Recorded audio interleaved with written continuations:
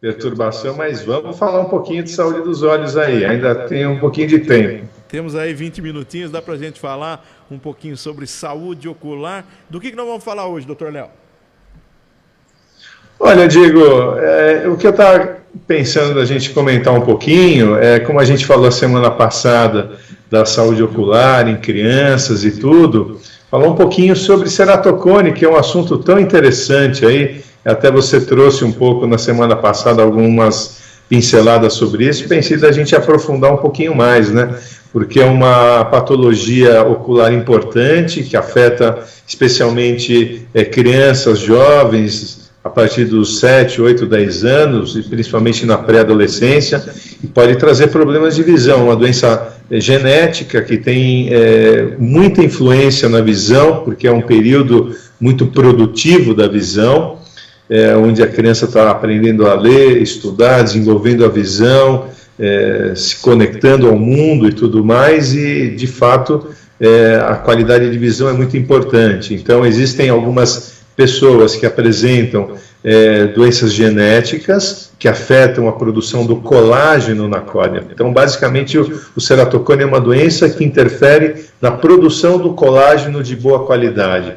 E a córnea é uma lente natural, e por ser uma lente natural, ela produz essa substância de colágeno, os ceratócitos, que são as células da córnea que produzem o colágeno, fazem com que essa estrutura se mantenha estável, com uma boa elasticidade, uma curvatura natural, uma curvatura que permita a gente conseguir focalizar as imagens no fundo do olho.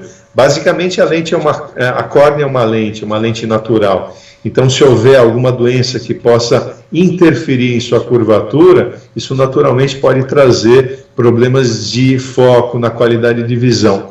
E é uma doença genética que afeta especialmente a pré-adolescência, e ela tem uma característica progressiva, ela progride, ela evolui.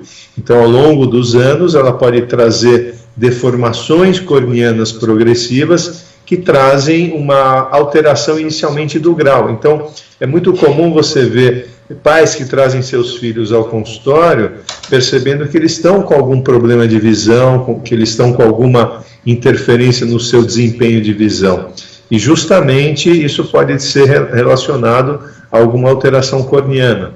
Então, o exame oftalmológico é uma grande oportunidade para que a gente possa, de fato, aferir a qualidade de visão, aferir a estrutura do olho de uma maneira geral e saber se existe algum sinal de alguma patologia, alguma doença corneana que possa interferir nesse desenvolvimento.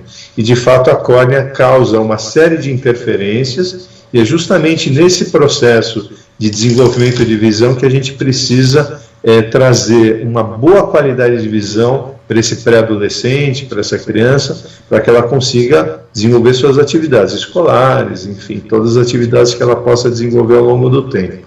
Então, os exames importantes que a gente faz no atendimento oftalmológico tem a ver com exames topográficos, que você vai analisar a estrutura da córnea.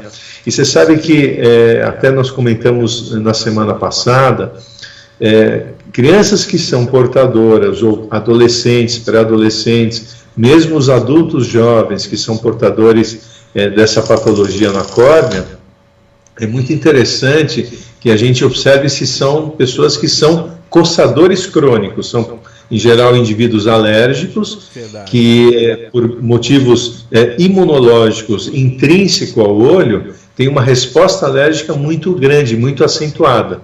E essa resposta alérgica muito grande, muito acentuada, ela faz com que esse indivíduo coce os seus olhos de uma maneira um pouco mais intensa. Isso pode provocar uma progressão da doença.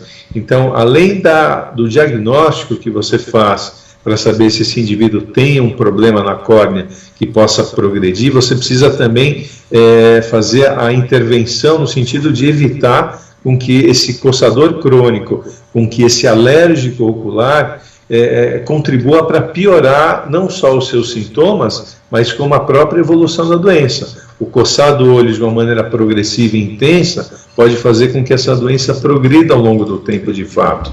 Então, justamente a gente vamos aliar o tratamento, não só através de correções através de óculos, se for o caso.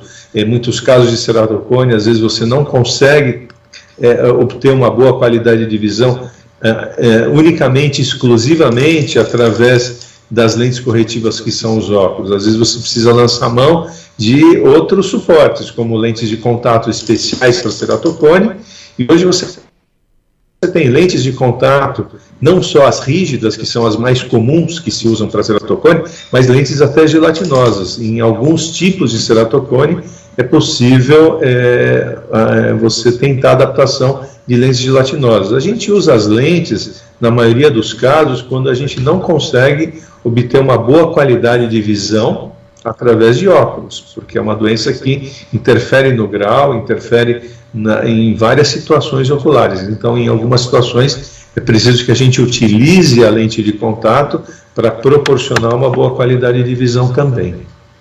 Importante, doutor, importante. O senhor tocou num ponto aí muito específico que os pais precisam ficar atentos com as crianças, com a criança que está ali na pré-adolescência, 10 anos, 11 anos, ou até menos, que são os coçadores crônicos.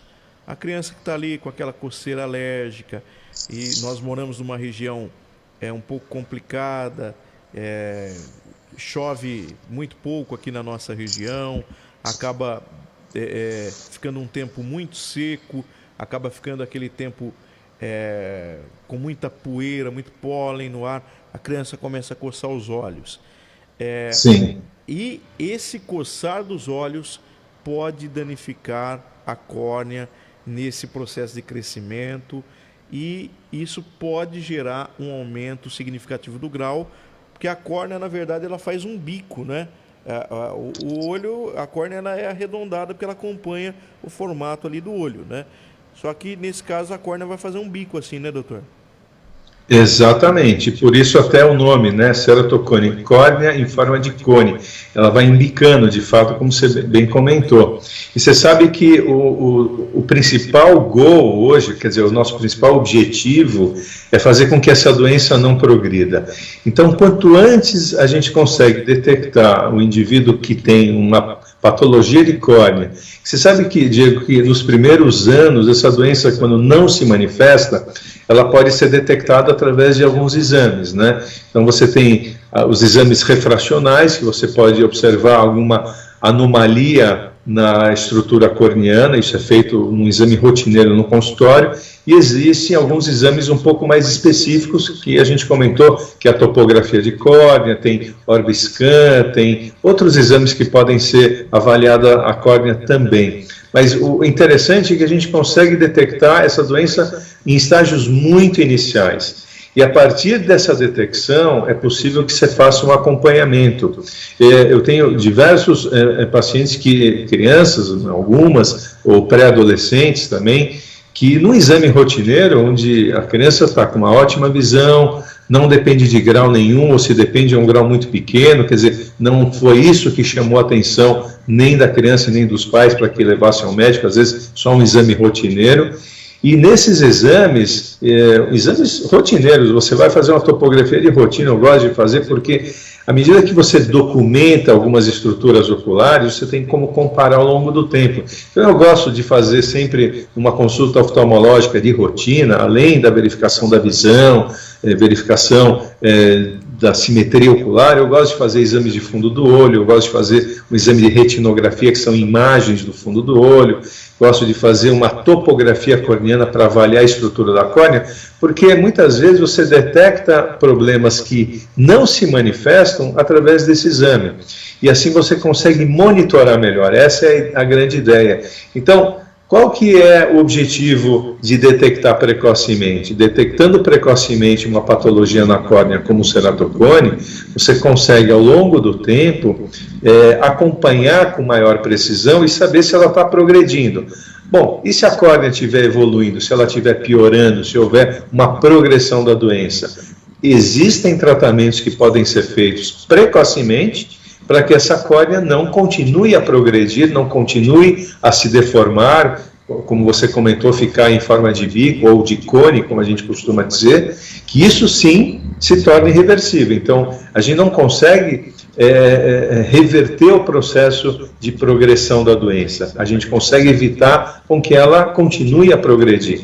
Então, à medida que você tem um exame que demonstra que esse indivíduo, essa criança, o pré-adolescente, ele tem uma patologia corneana, que ainda que ela não tenha se manifestado com problemas de visão, mas tem risco disso acontecer, o acompanhamento e a comparação de exames futuros vai nos mostrar, obviamente, se existe algum risco dessa doença trazer problemas de visão. E assim existem tratamentos precoces, como a gente comentou até na semana passada, de uma maneira mais rápida, o cross-linking é um tratamento excelente para evitar a progressão, porque é um tratamento que, vamos falar assim, endurece a estrutura corneana, congela essa estrutura a fim de que ela não continue a piorar.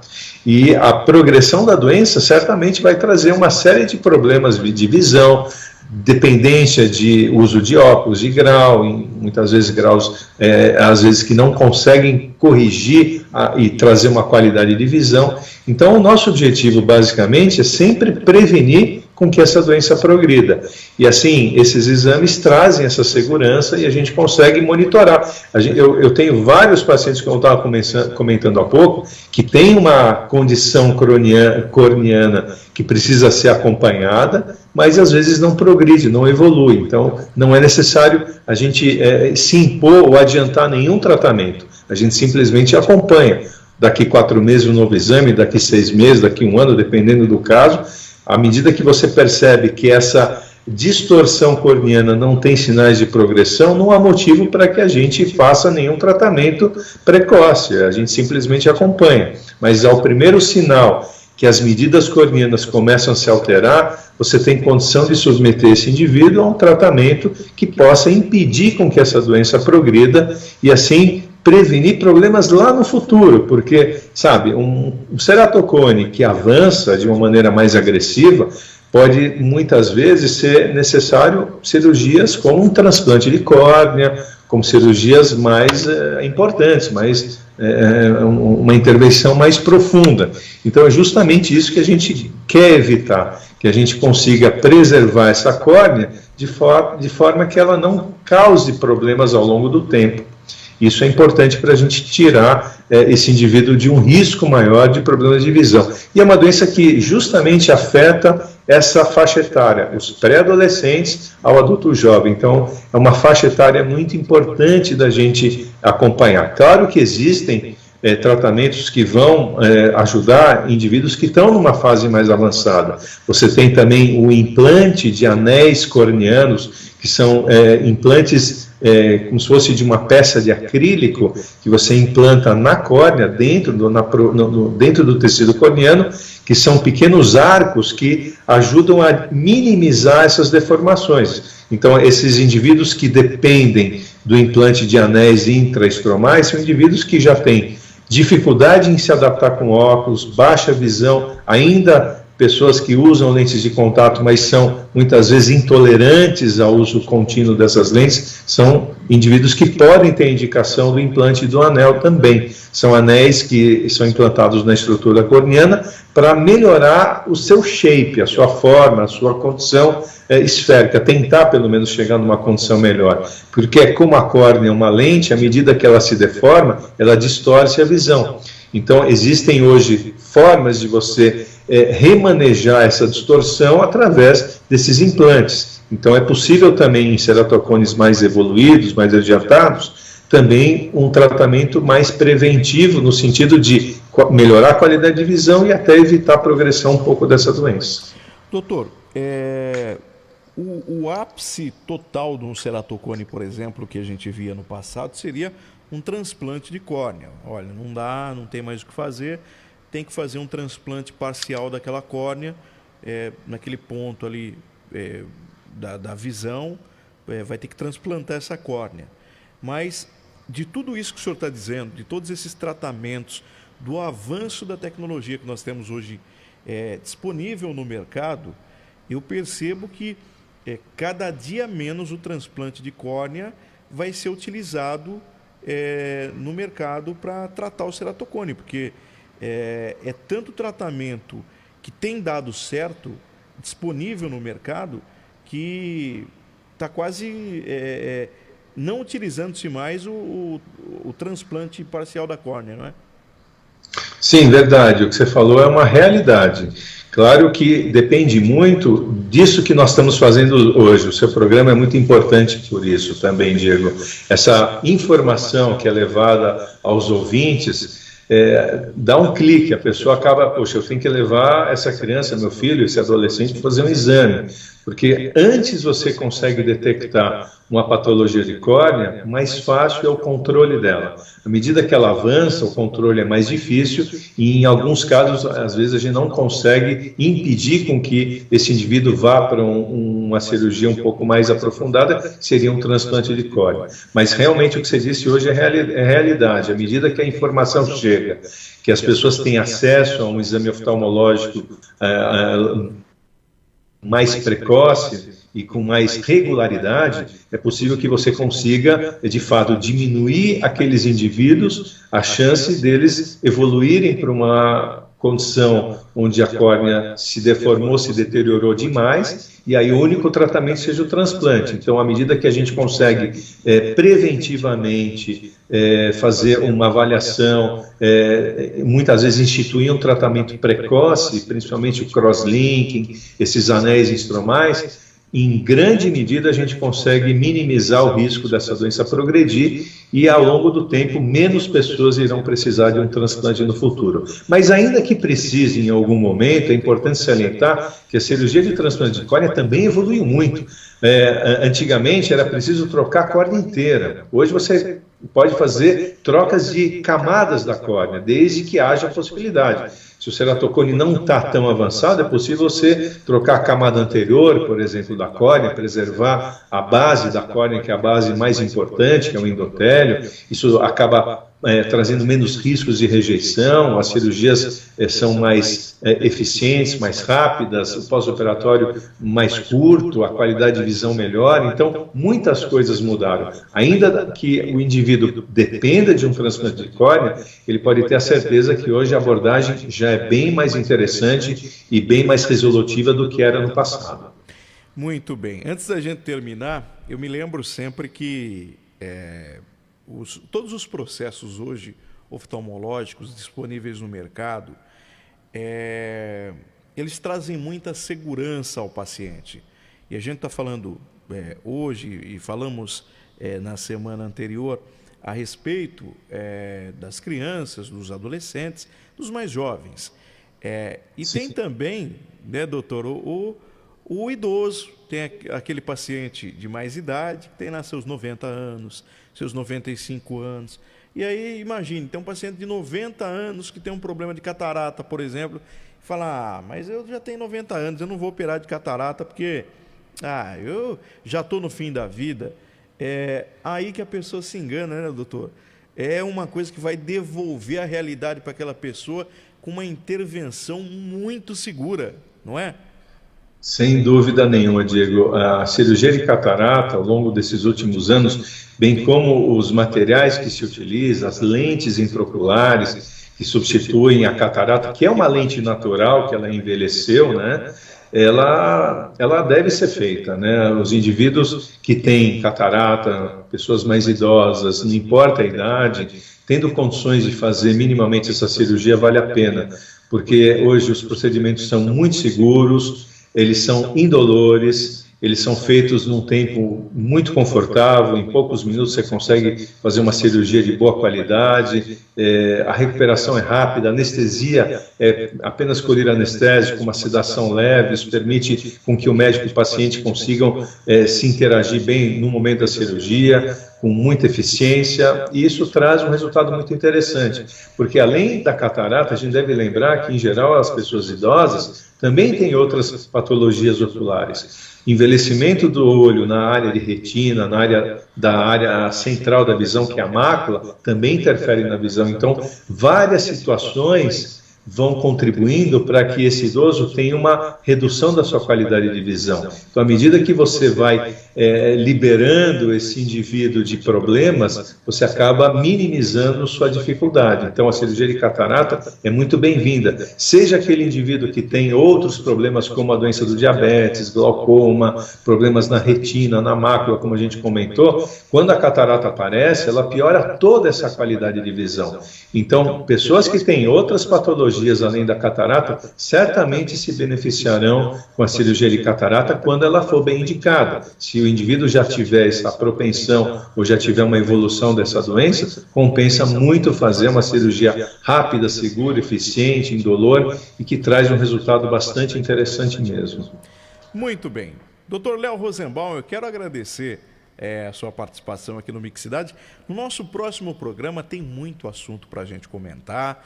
A gente vai trazer sempre aqui diversos assuntos. Eu quero lembrar aos nossos ouvintes que as participações do Dr. Léo também estão disponíveis lá no YouTube. Digita lá Mixidade, Diego Medeiros, Dr. Léo Rosenbaum, digita no YouTube, você encontra lá as participações do Dr. Léo no YouTube também, para você estar acompanhando. De repente perdeu um pedacinho aqui, vai poder estar acompanhando lá no YouTube e está sempre lá, né? Vai ficar sempre lá disponível para, de repente, se você quer mostrar para alguém, quer mostrar para a avó, quer levar para um tio, né, que não conseguiu acompanhar o programa, vai estar lá sempre disponível para você levar para onde você quiser. Doutor Léo, um bom final de semana para o senhor e muito obrigado pela participação aqui no programa. Eu é que agradeço a oportunidade a todos aí, obrigado aos ouvintes pelo tempo, um bom fim de semana a todos. Se Deus quiser, semana que vem, talvez com um pouquinho mais de tempo, a gente consiga abordar com mais detalhe. Diego. Grande abraço, Dr. Léo Rosenbaum, falando de saúde aqui no Mixidade. São 2 horas e 1 minuto, nosso programa está terminando. Está chegando a Robertinha Maese com Tarde Livre, 4 horas, tem Marquinhos Pérez e o Parada Sertaneja, segunda edição. Eu volto segunda-feira com mais uma edição do nosso Mixidade, a partir do meio-dia. Um abraço a você, um bom final de semana. Até lá!